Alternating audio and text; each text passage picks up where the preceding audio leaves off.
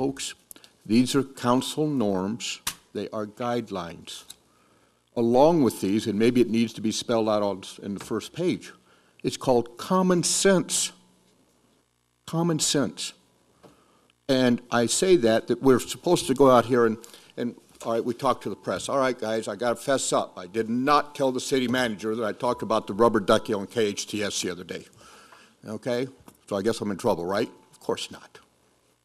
Of course not. But where we have something that comes about that is significant to this community, we are a council manager form of government.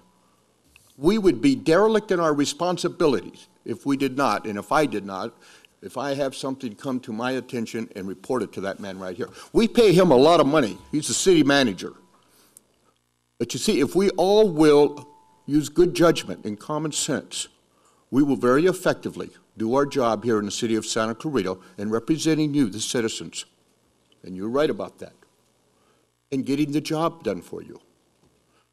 Where we ignore these, they're here for a reason. They're here for a reason. It's our working together as a council. It's our working in guidelines, working with city staff and our city manager. It gives us the insight and the direction as to how to work with you. And without these guidelines, ladies and gentlemen, we would have a mess.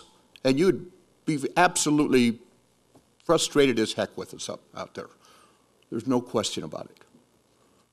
We went over these things, making modifications as we periodically do. I know we don't all agree on every aspect. I see some things in here I certainly, in listening to you, we need to look at it a little closer.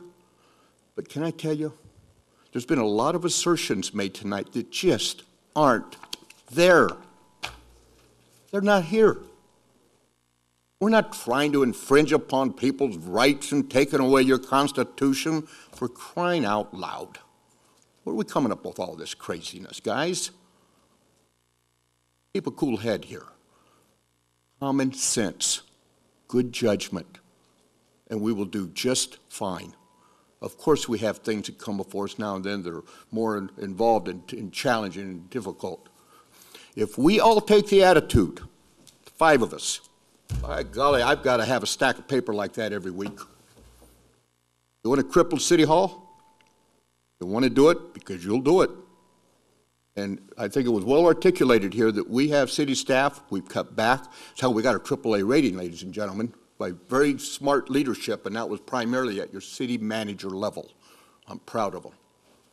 They all work together, but they're the ones that came forward and make recommendations that we said, that's a great recommendation, let's go with it. And we got that AAA rating, something to be so very, very proud of. But we must be respectful of staff's time. And we have got to be, we have to understand, we've got to work effectively together. And I will assure you, if we all want to line up here and demand, I want this project, that project, put this on the agenda, boy, I'll tell you, we'll cripple this city. And we will not be doing your work. I guarantee you. That's what I say. Common sense. Let's use some good judgment here, and we will do just fine.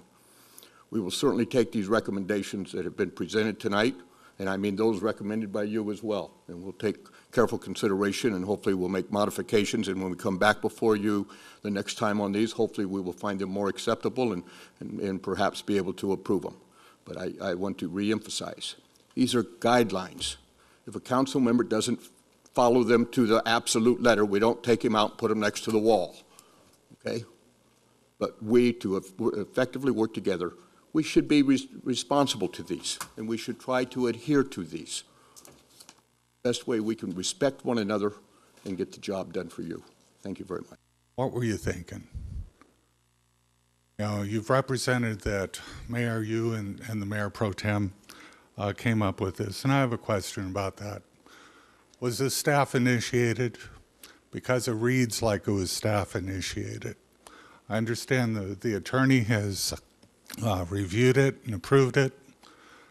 Well, where did these changes come from? Seriously, I think that's a question that needs to be answered. And Mayor, with all due respect, in your preface to this whole topic, when you said all the council members are equal, Apparently on this council, some are more equal than others. And I refer, of course, to the pay disparity. You have one second-class city council member who seems to be the target of this norms and procedures change.